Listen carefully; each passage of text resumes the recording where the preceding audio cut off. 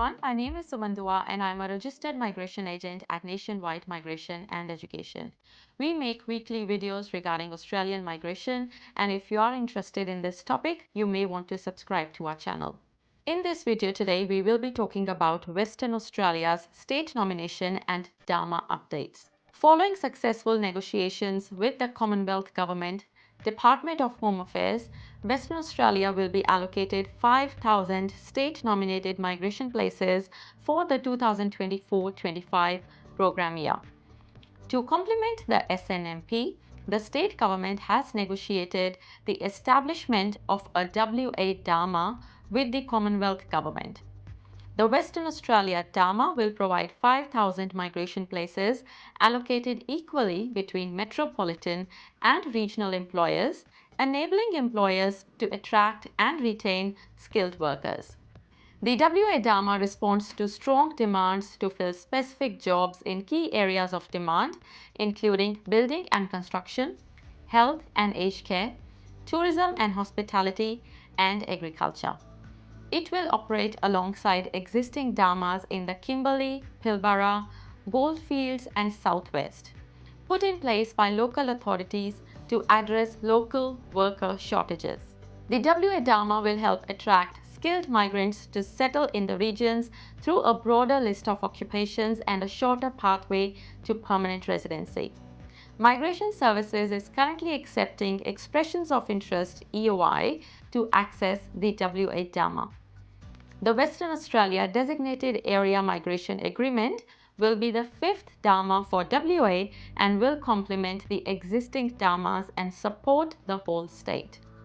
If the nominated occupation you are seeking to fill is not available through your local regional DAMA, but the occupation is available under the WA DAMA, you can apply directly to Migration Services for the endorsement under the WA DAMA. This provision ensures that businesses have access to a broader range of occupations to support their individual workforce needs. Western Australian businesses seeking to build their workforce through an individual designated area migration agreement must first seek and gain endorsement from an authorized designated area representative, also known as DAR. The Department of Training and Workforce Development through Migration Services is the authorized DAR for the WA DAMA. The WA DAMA enables eligible businesses in Western Australia who are unable to recruit appropriately qualified Australians to supplement their workforce through skilled migrants through three visa pathways. The first one is the Temporary Skills Shortage Subclass 482. The second one is the Skilled Employer Sponsored Regional Provisional Subclass 494 visa, or the Employer Nominated Scheme ENS Subclass 186 visa. So the DAMA, which is in Perth Metropolitan, focuses on higher skill levels, skill level 1 to 3, and includes semi-skilled occupations, skill level 4, and a small number of non-ANSCO occupations. The regional DAMA offers a broader list of eligible occupations, including higher skill levels 1 to 3, semi-skilled occupations skill level 4, and additional occupations specific to regional industry needs. It provides a shorter pathway to permanent residency and lesser work experience requirements compared to Perth Metropolitan.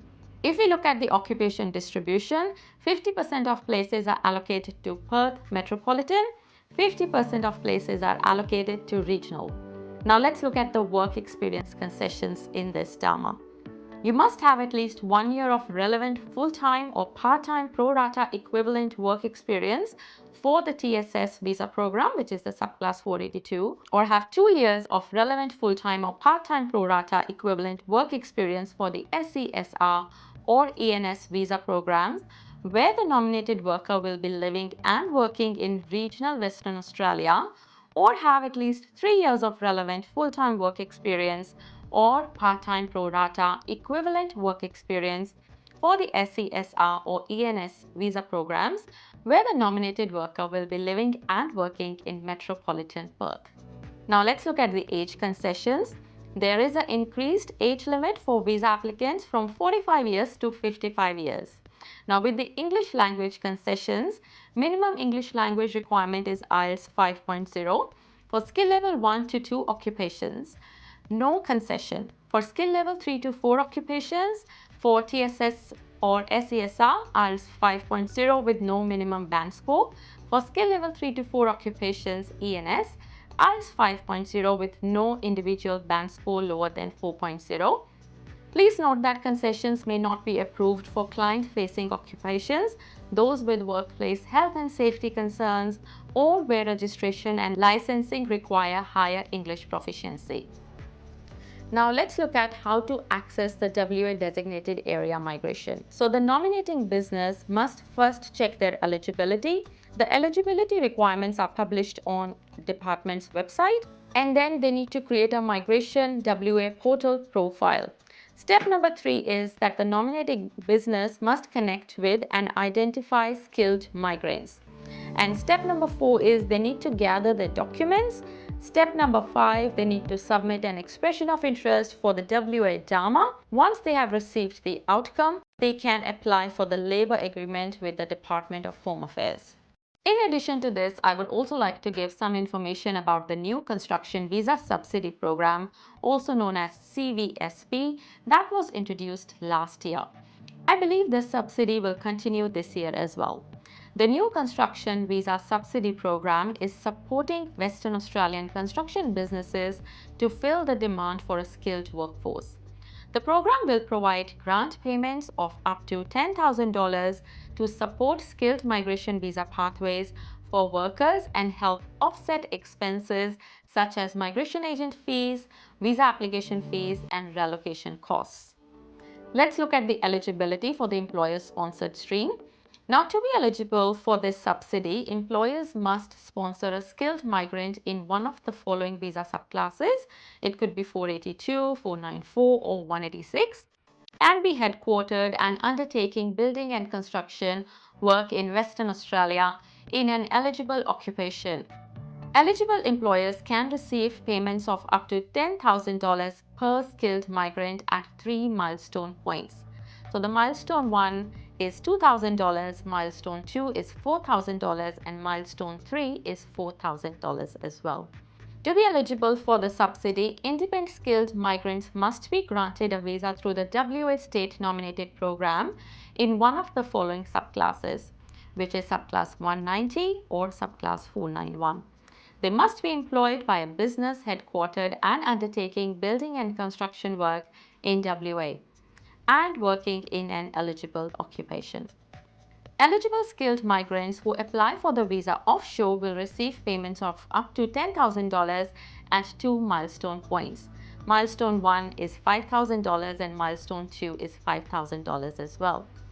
Eligible skilled migrants who are already onshore when the CVSP commences will receive payments that have been reduced to reflect the lower costs incurred by onshore applicants.